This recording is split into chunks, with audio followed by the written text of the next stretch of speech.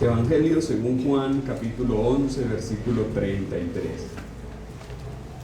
Jesús, entonces, al verla llorando, y a los judíos que la acompañaban también llorando, se estremeció en espíritu y se conmovió. Y dijo: ¿dónde le pusisteis? Le dijeron: Señor, ven y ve. Jesús lloró. Dijeron entonces los judíos: mirad cómo le amaba. Y algunos de ellos dijeron: ¿no podía este que abrió los ojos al ciego haber hecho también que Lázaro no muriera? Jesús, profundamente conmovido otra vez, vino al sepulcro. Era una cueva y tenía una piedra puesta encima. Amén. Estamos en el contexto en donde nuestro Señor Jesucristo llega a Betania.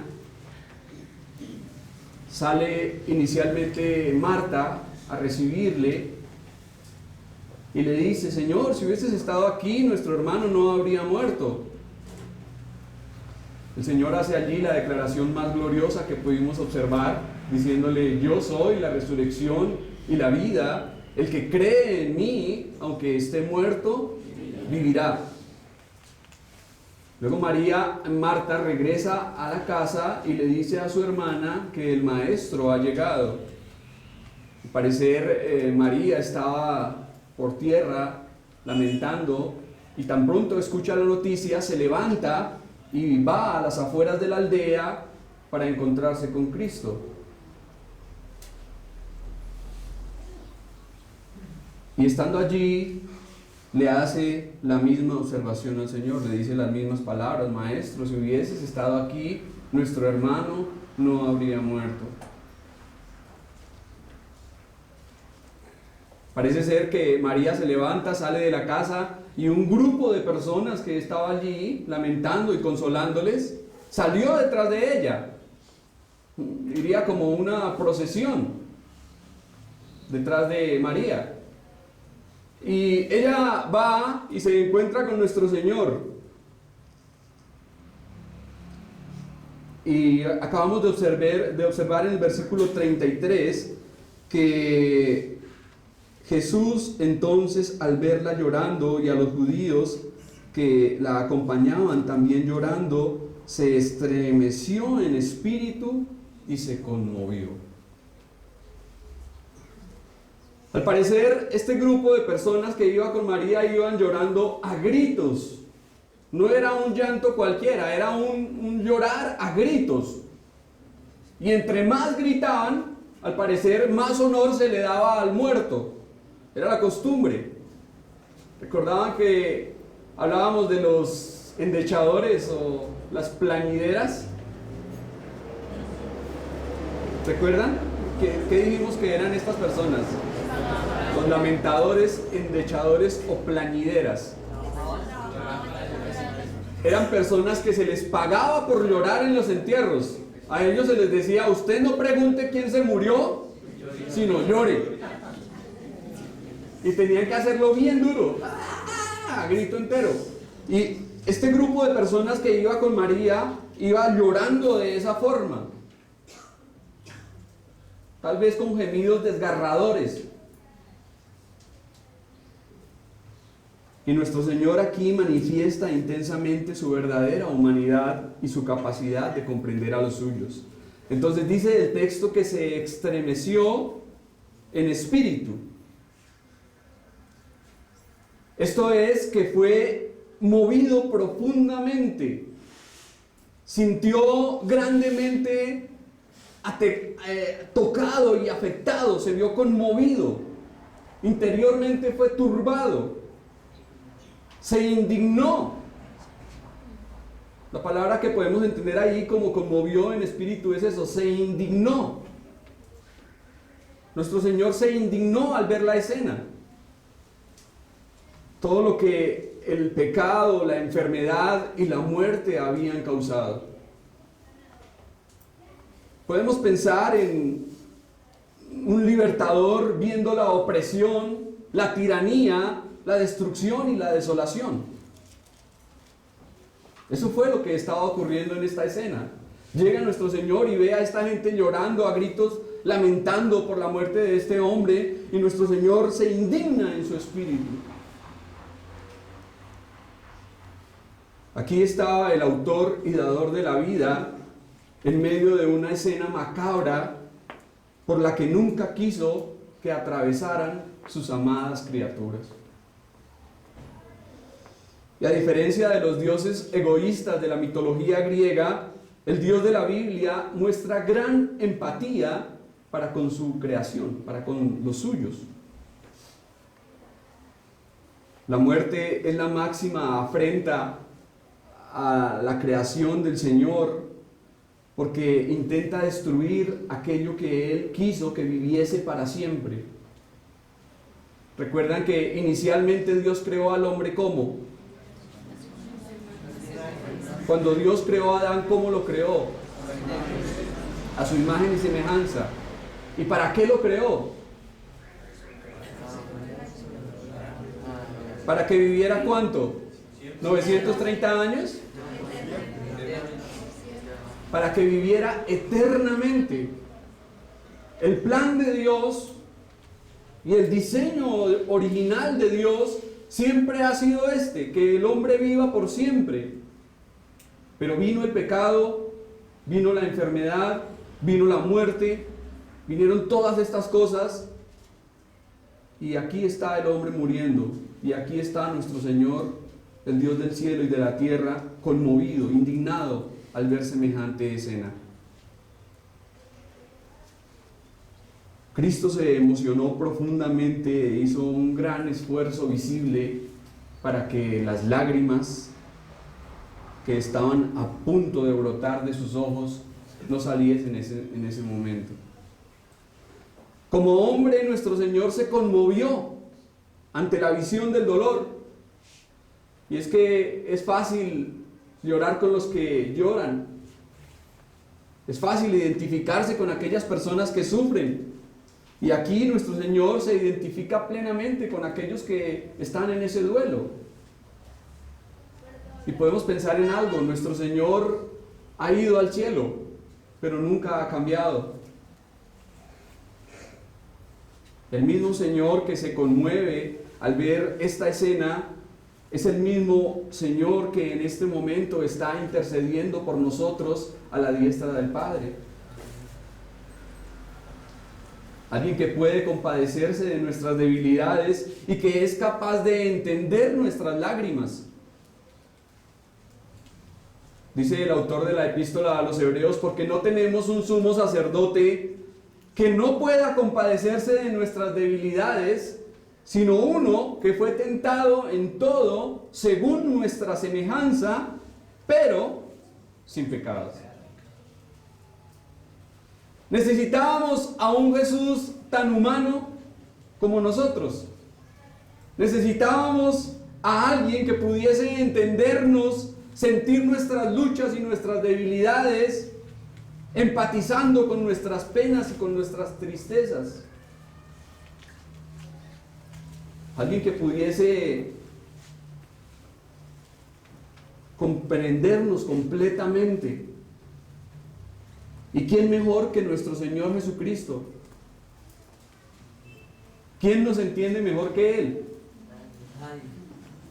Nadie. Porque Él experimentó todo lo que nosotros pasamos. Aún, aquí lo veremos, como observamos en el versículo 35, llorando. Jesús lloró. Si en Jesús Dios no hubiese sido completamente humano, difícilmente hablaríamos de un representante con capacidad de entendernos. Aquí vemos a nuestro Señor doliéndose en lo más íntimo de su ser al ver toda la tristeza, el dolor, el sufrimiento y la muerte que entraron al mundo como resultado del pecado. Termina el pasaje diciendo: y se conmovió. La versión del King James o el Rey Jacobo lo traduce literalmente como se conmovió a sí mismo. teniendo todos los sentimientos y las pasiones de un ser humano, aunque controlados a perfección, sin nunca excederse, nuestro Señor encontró una oportunidad para expresar su profundo grado de pena y empatía. En parte por la triste escena que contemplaba, sumado al amor que tenía por esta familia. Recuerdan que habíamos visto en versículos anteriores que nuestro Señor Jesús amaba a Marta, amaba a María y amaba a Lázaro. Así pues se estremeció y conmovió. No tiene nada de malo o equivocado conmoverse mucho ante el dolor, siempre y cuando no perdamos el control de nuestros sentimientos. Tal vez para muchos parezca digno y filosófico ser fríos, insensibles e indiferentes ante el dolor. Hay culturas en donde la gente no expresa sus sentimientos. Los rusos parece que son de ellos. Siempre deben demostrarse fuertes. No pueden expresar el dolor, no pueden expresar la tristeza. Algunos países orientales también lo hacen. Los hombres no pueden llorar.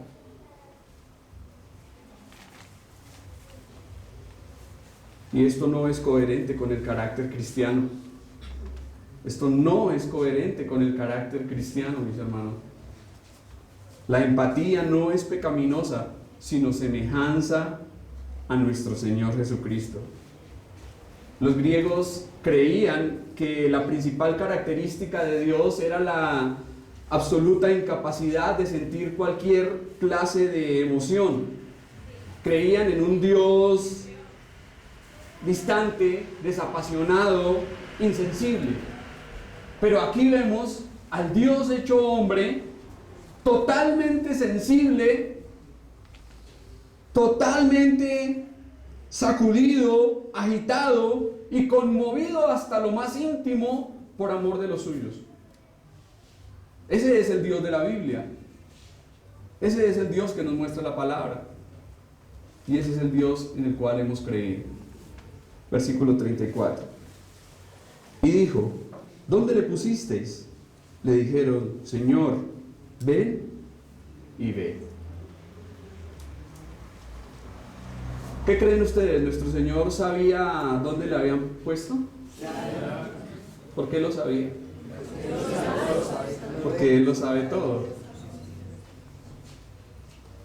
Por tanto, hizo la pregunta para suscitar expectación, alentar la fe y provocar la cooperación humana. Indudablemente, con sincero deseo, los dolidos de este hombre condujeron a Jesús hasta el sepulcro y juntos se dirigieron hasta el lugar. Por otra parte, vemos que Cristo no tuvo ninguna relación con la elección de la tumba de Lázaro. Al preguntar, nuestro Señor está diciendo: ustedes fueron los que escogieron la sepultura, el sepulcro. Ustedes fueron los que decidieron dónde colocar el cadáver. ¿Sí? Entonces, si nuestro Señor hizo esta pregunta, demuestra que esto no se trató de ningún milagro prefabricado, como podrían creer algunos escépticos, sino que realmente nuestro Señor estaba al margen de lo que había ocurrido.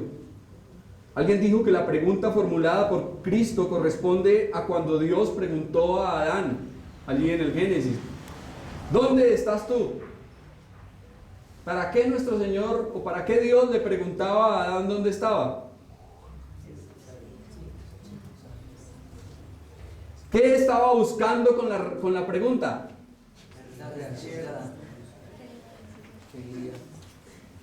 Una respuesta, una confesión sincera, acompañada de fe. Y esto era lo mismo que estaba haciendo aquí, preguntando a estas personas: ¿dónde le pusiste? El escenario cambia de un lugar indefinido en las proximidades de Betania al sepulcro, donde nuestro Señor demostraría en sumo grado su autoridad sobre la vida y la muerte. ¿Qué cuadro más interesante del que tenemos aquí. Nuestro guía, nuestro Salvador, siendo guiado por sus seguidores. ¿Dónde le habéis puesto? Señor, ven y lo verás. Versículo 35. Jesús lloró. Este es el versículo más corto en la versión en español de la Biblia. El versículo más corto, pero al mismo tiempo es uno de los más notables y dignos de consideración. Nuestro Señor Jesucristo llora en silencio, a diferencia del llanto con gemidos que había manifestado María y sus seguidores. Aquí las lágrimas se destacan, pero no son lágrimas cualquiera, son las lágrimas del Dios hecho hombre. Su llanto demuestra su conmoción interior. Jesús lloró aún sabiendo lo que había de hacer. Durante este evangelio hemos visto que desde el principio Juan, el evangelista, ha tratado de mostrarnos la divinidad de Cristo. Y lo hemos visto a lo largo de todos los capítulos, desde el principio, capítulo 1, versículo 1. En el principio era el Verbo, y el Verbo era con Dios, y el Verbo era Dios. Todas las cosas por Él fueron hechas. Durante todo el evangelio hemos visto que Juan ha tratado de mostrar la divinidad de Cristo. Pero asombrosamente en este mismo evangelio es donde vemos más claramente la humanidad del Señor, la profunda humanidad que hay en su vida. Vemos a un Jesús indignado, vertiendo sus lágrimas al contemplar el desastre que deja el pecado, el dolor y la muerte. A un Jesús que llora ante la pérdida de un ser querido en un momento de angustia indescriptible, mezclado al furor producido por el escepticismo rebelde de sus compatriotas. La acción del Señor aquí fue un derramar de lágrimas en silencio. Reveló su naturaleza humana, sensible y compasiva, a fin de darnos una prueba eterna que es capaz de sentir con nosotros y por nosotros. El que es justo, le duele la injusticia. El que es sin pecado, le duele el pecado, le duelen las consecuencias de este. Tenemos a un representante que puede compadecerse y entendernos perfectamente y a plenitud, que lloró como todos nosotros en algún momento de nuestras vidas lo hemos hecho. Cristo no era solamente alguien con apariencia de hombre, Cristo era totalmente hombre. Por eso empatizó con el dolor, no lloró por Lázaro, sino por los vivos que estaban allí lamentando. Esta es una de las 3 veces en que encontramos en el Evangelio, en los Evangelios, que nuestro Señor Jesucristo lloró. Una de ellas fue cuando llegó a la ciudad de Jerusalén y dice que al ver la ciudad Jesús lloró. La otra fue en el huerto de Getsemaní. Y esta, aquí, Juan 11:35, Jesús lloró. Y en este breve pasaje vemos de manera intensa la realidad de la humanidad del Señor. Era alguien que podía tener hambre, era alguien que tenía sueño, cansancio, que podía comer, beber, hablar, caminar, estremecerse, agotarse, indignarse, regocijarse, como cualquiera de nosotros, y sin embargo, ser sin pecado. Luego de estremecerse y conmoverse e indignarse, Jesús expresó sus sentimientos llorando. Y las lágrimas de nuestro Señor Jesucristo aquí son muy instructivas. nos enseñan que no es pecaminoso llorar ni expresar el dolor. A menudo escuchamos expresiones que nos dicen desde pequeños, como los hombres no lloran. No llores. Cállate, que eso no duele. Sonríe, que así te ves mejor. Son cosas que escuchamos siempre. A menudo y desde temprana edad se nos ha vendido la idea que debemos reprimir nuestros sentimientos y no manifestar nuestras emociones. Que tenemos que ser insensibles, duros, con la mentira de que se debe permanecer siempre alegres para ser exitosos y alcanzar la felicidad. Pero no es así. No es así. De las emociones consideradas como negativas, aprendemos más, dicen los que saben.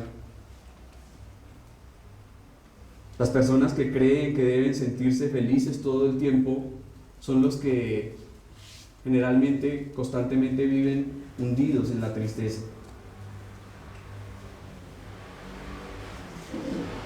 Aquí tenemos al mayor de todos los hombres,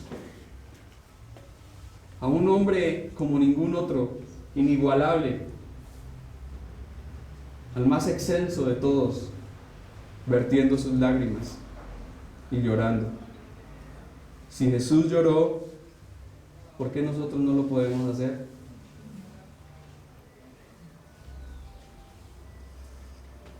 Debemos expresar las emociones porque un exceso de ira daña el hígado.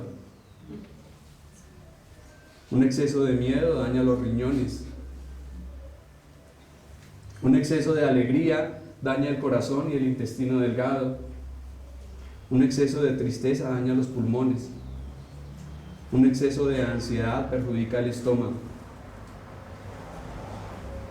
Hay momentos en que no necesitamos templanza ni dominio propio, sino llorar como hombres.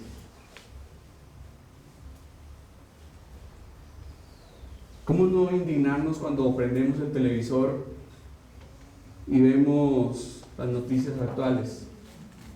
Escuchamos de guerras, escuchamos de enfermedad, de dolor, de muerte. ¿Cómo no estremecernos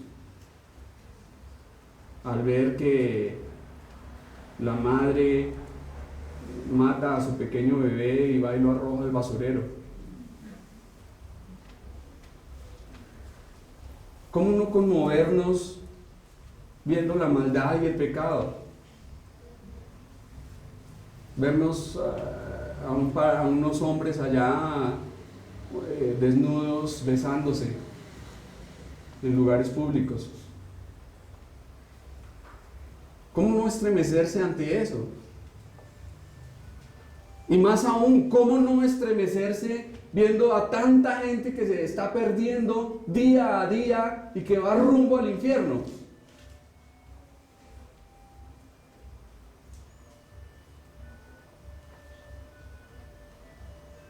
¿Cómo no estremecerse, cómo no conmoverse viendo los jóvenes perdidos en los vicios, en la drogadicción?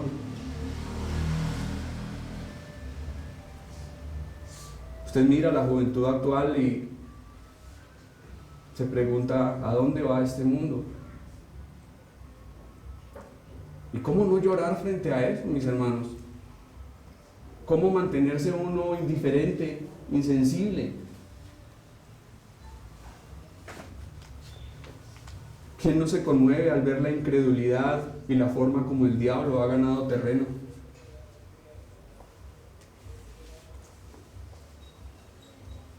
Si hay algo por lo que debemos llorar, como Jesús lo hizo, es al ver la incredulidad que hay en las personas, porque esa incredulidad los hará perder por la eternidad.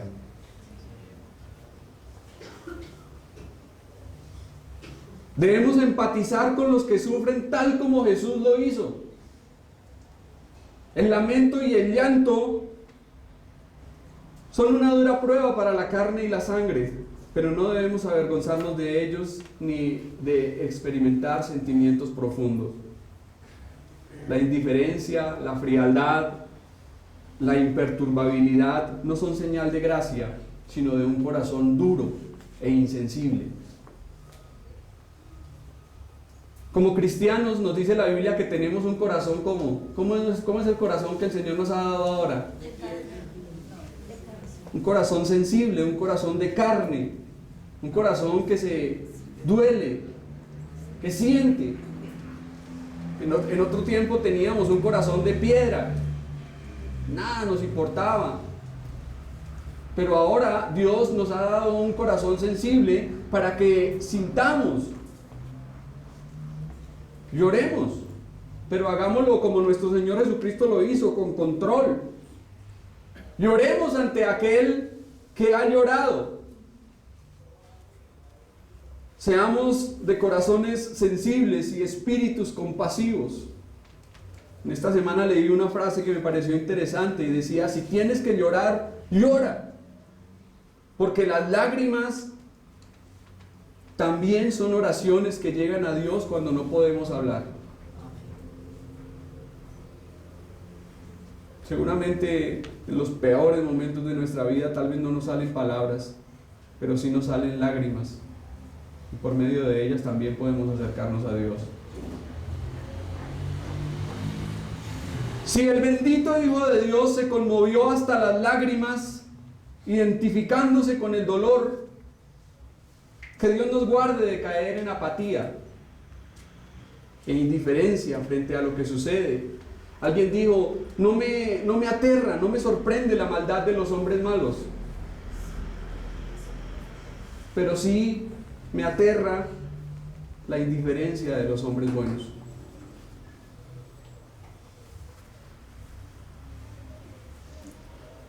No temamos en revelarle a Cristo Jesús nuestros sentimientos, ya que Él los entiende, pues los experimentó. No tratemos de ocultarle nada, pues Él conoce lo que somos, a Él le interesa todo lo nuestro. Jamás me olvida una escena que presencié alguna vez estando en la policía.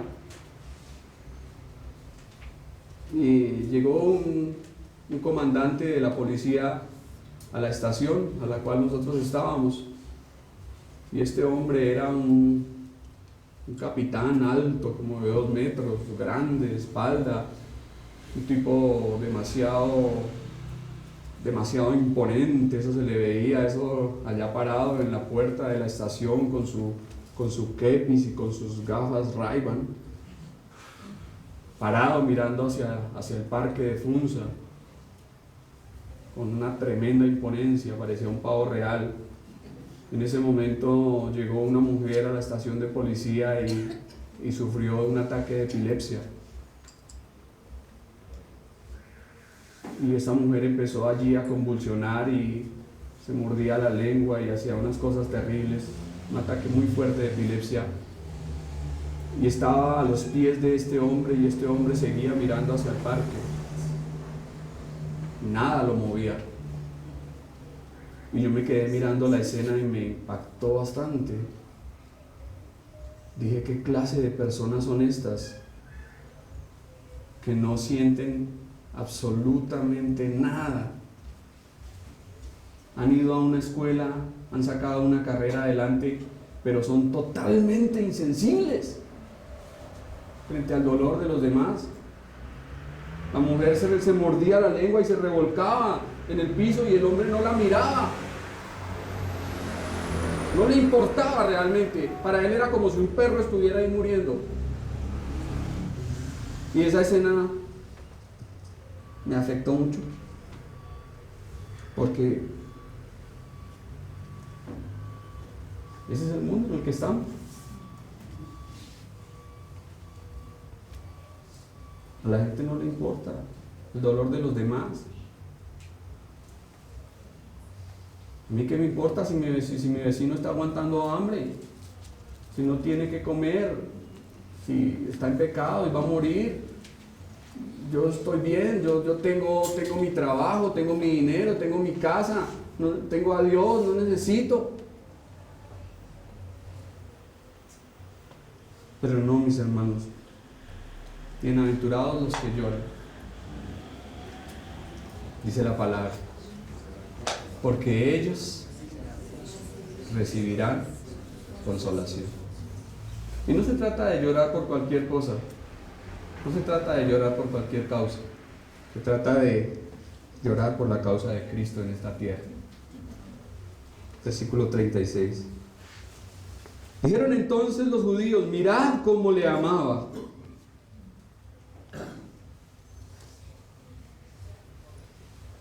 Esta frase demuestra en parte sorpresa y en parte admiración.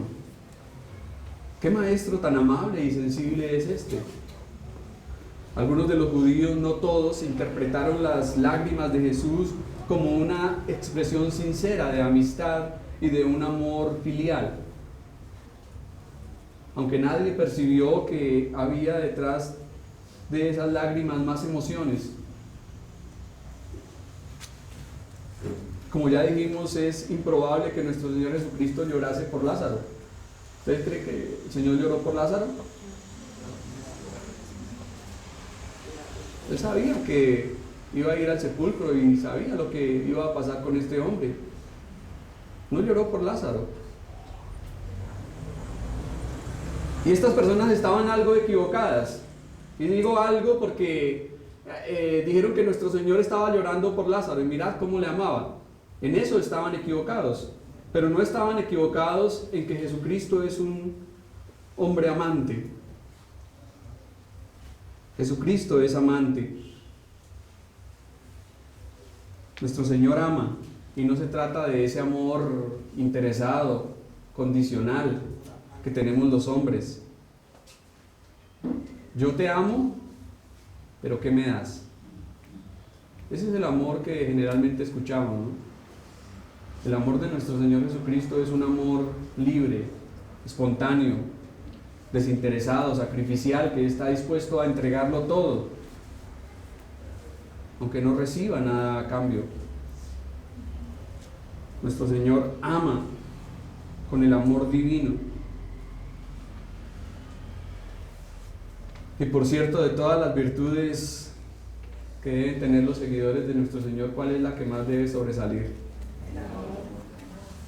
¿Qué ha dicho nuestro Señor? En esto conocerán que sois mis discípulos, en que os améis los unos a los otros.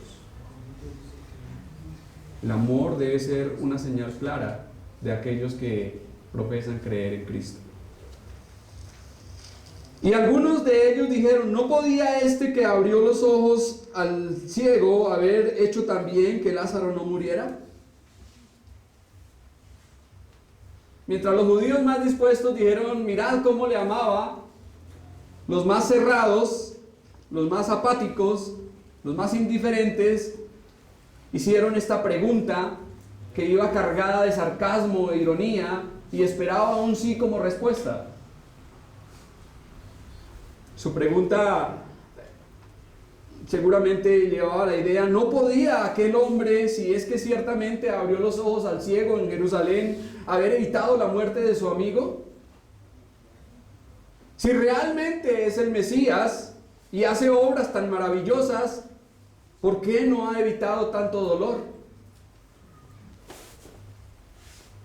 Si de verdad amaba a Lázaro y a su familia, ¿por qué no lo demostró salvándole del sepulcro?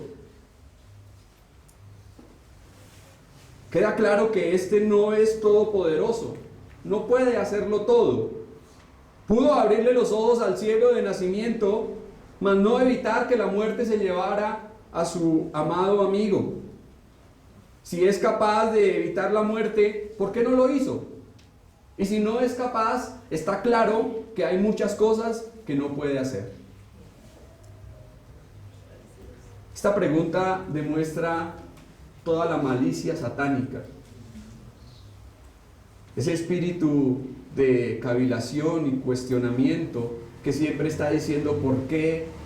¿Por qué? ¿Por qué? Y al parecer estos malvados, para ellos no había nada que les convenciera, no había nada que les satisfaciera ni les acallase. Ellos querían ir en contra de Cristo y siempre lo iban a hacer a pesar de todo lo que iban a ver.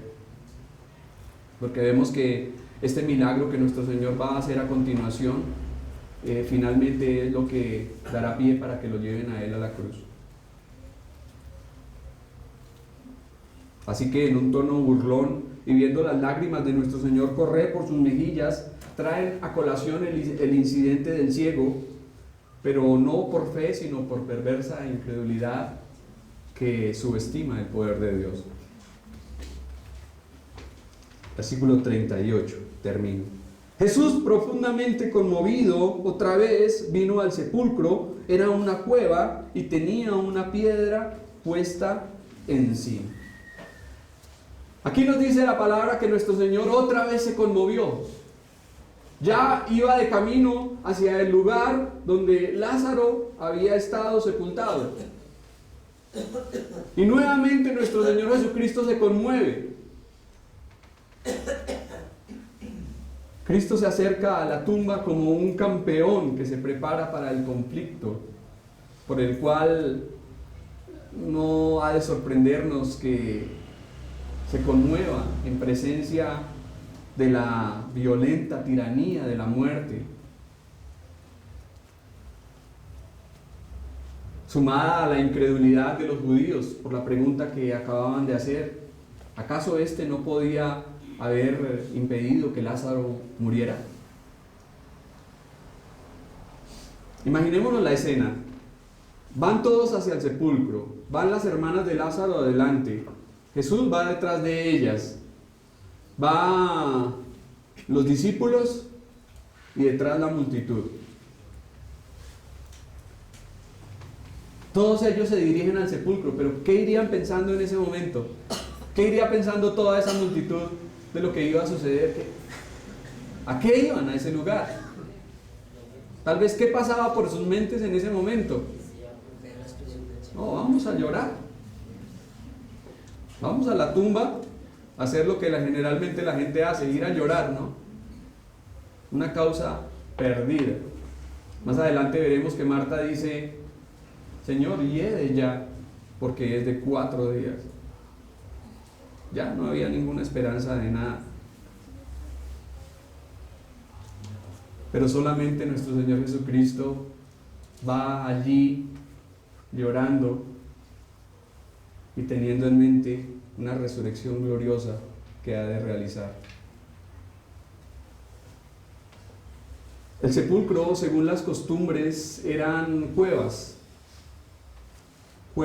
horizontales, como la que fue enterrado nuestro Señor Jesucristo, lugares que se abrían en la piedra horizontalmente, donde se depositaban los cuerpos de los muertos, luego de embalsamarlos.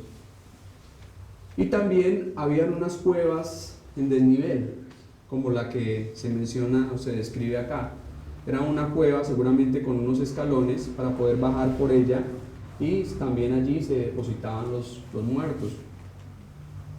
Y estas cuevas se sellaban con unas piedras gigantes. Recuerdan que la tumba de nuestro Señor Jesucristo también fue sellada con una piedra. Aquí nos dice el pasaje que la tumba de Lázaro tenía una piedra puesta encima. Entonces quiere decir que era una tumba en desnivel, hacia abajo. Y sin dudarlo, el sepulcro se encontraba ubicado en las afueras de la aldea. Esa costumbre de enterrar a los muertos en las ciudades es algo bárbaro que ha sido inventado en la modernidad, pero en las épocas pasadas siempre los muertos iban hacia las afueras de las ciudades.